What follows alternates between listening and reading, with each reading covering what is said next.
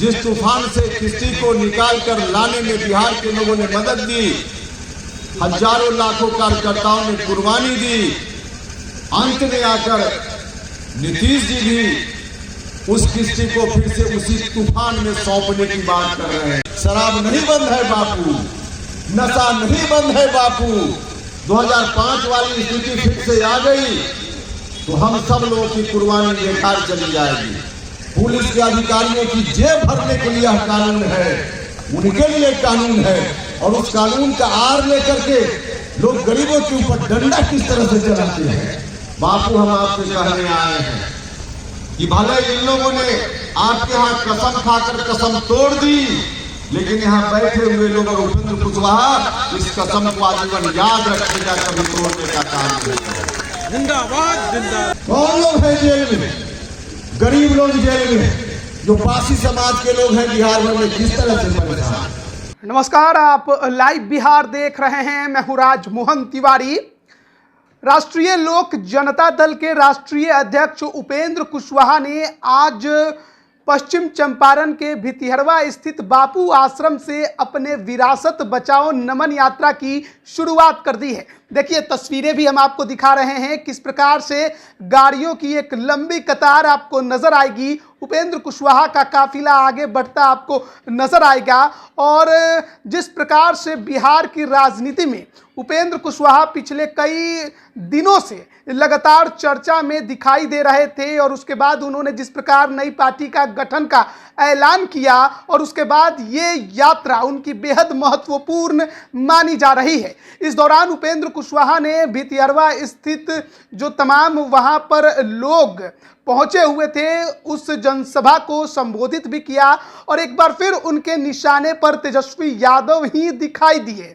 यानी कि तेजस्वी यादव के नेतृत्व को लेकर उन्होंने एक बार फिर से सवाल उठाया। उन्होंने ये भी कहा कि जिस प्रकार से तमाम समर्थकों और कार्यकर्ताओं ने कुर्बानी देकर लालू राज को खत्म किया और विकास के पथ पर चला, लेकिन देखिए अब नीतीश कुमार एक बार फिर उसी जंगल राज की वापसी की ओर बिहार को धकेलने वाले हैं, तेजस्वी को नेतृत्व सौंपने वाले हैं। यही नहीं, उन्होंने नीतीश कुमार के शराबबंदी पर भी खूब सवाल उठाए, और यह भी कहा कि ये कानून जनता के हित से ज्यादा पुलिस अधिकारियों के कमाई का जरिया बन गया है। सुनिए क्या कुछ कह रहे हैं उपेंद्र कुशवाहा।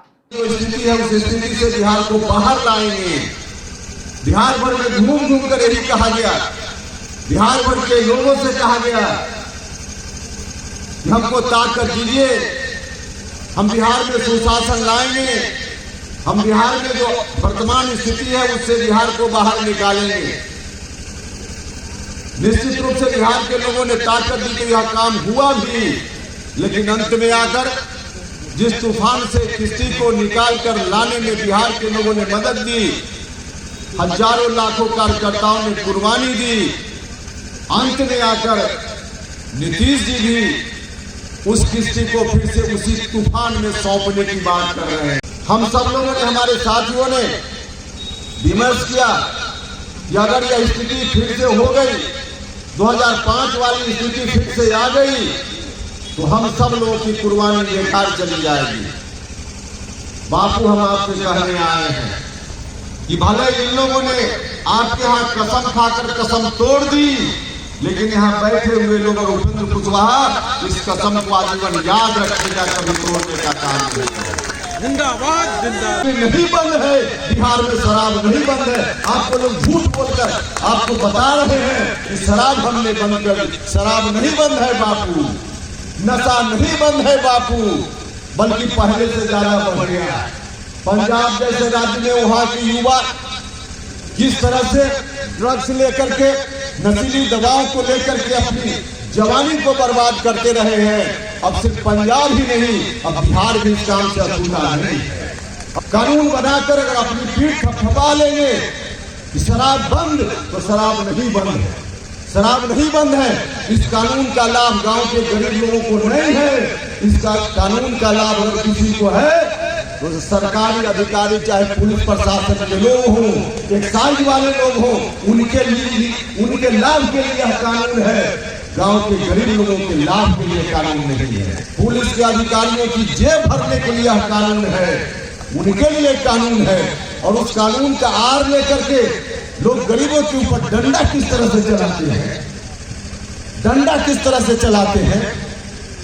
कहा जाता है कि हमने तो गरीबों के हित की बात कर दी, पैसा पहले कमा कर लाता था, शराब पी जाता था, अब पैसा बच रहा है। नहीं बच रहा है बापू, लोग झूठ बोल रहे हैं। कौन लोग हैं जेल में? गरीब लोग जेल में, जो बासी समाज के लोग हैं बिहार में किस तरह से परेशान, जो गरीब लोग हैं। तारी कौन पीता है? गरीब आदमी, किसी जात का हो, किसी धर्म का हो, उसका जीवन यापन बासी भाइयों का समाप्त हो गया। एक जरिया था जीने का, किसी तरह से जीते थे। तो नई पार्टी के गठन के बाद अब उपेंद्र कुशवाहा काफी ज्यादा जोश में नजर आ रहे हैं। अपने तमाम संगठन के समर्थकों और कार्यकर्ताओं के साथ पश्चिम चंपारण पहुंचे थे। अब वहां पर जनसभा को संबोधित करके अपने विरासत बचाओ नमन यात्रा की उन्होंने शुरुआत कर दी है। अब यह यात्रा कल 1 मार्च को मुजफ्फरपुर पहुंचेगी, उसके बाद 2 मार्च को सीतामढ़ी, फिर तो उसी तारीख को मधुबनी जाएगी, फिर 3 मार्च को अररिया पहुंचेगी, उसके बाद 4 मार्च को मधेपुरा, फिर 5 मार्च को समस्तीपुर, फिर 6 मार्च को छपरा और फिर 6 मार्च को ही यह सिवान में जो प्रथम चरण है विरासत बचाओ नमन यात्रा का वो समाप्त होगा। उसके बाद फिर दूसरे जो चरण हैं वो शुरू होंगे 15 मार्च से 20 मार्च तक, जो कि पहले पटना से ही 15 मार्च को शुरू होगा, फिर 20 मार्च को अरवल में उनका जो दूसरा चरण है विरासत बचाओ नमन यात्रा उसका समापन होना तय किया गया है। उसके बाद फिर 28 मार्च को राजधानी पटना के बापू सभागार में ही सम्राट जयंती के अवसर पर एक बड़ा कार्यक्रम उपेंद्र कुशवाहा के तरफ से रखा गया है। तो देखना बड़ा दिलचस्प है कि उपेंद्र कुशवाहा अपनी यात्रा के दौरान किस प्रकार से सरकार को निशाने पर लेते हैं, किस प्रकार से लालू यादव और तेजस्वी यादव पर हमला बोलते हैं और अपने नई पार्टी को लेकर किस प्रकार से रणनीति बनाते हैं। बने रहिए लाइव बिहार के साथ। आप सभी का बहुत बहुत धन्यवाद। लाइव बिहार YouTube पर सब्सक्राइब और Facebook पर लाइक जरूर करें।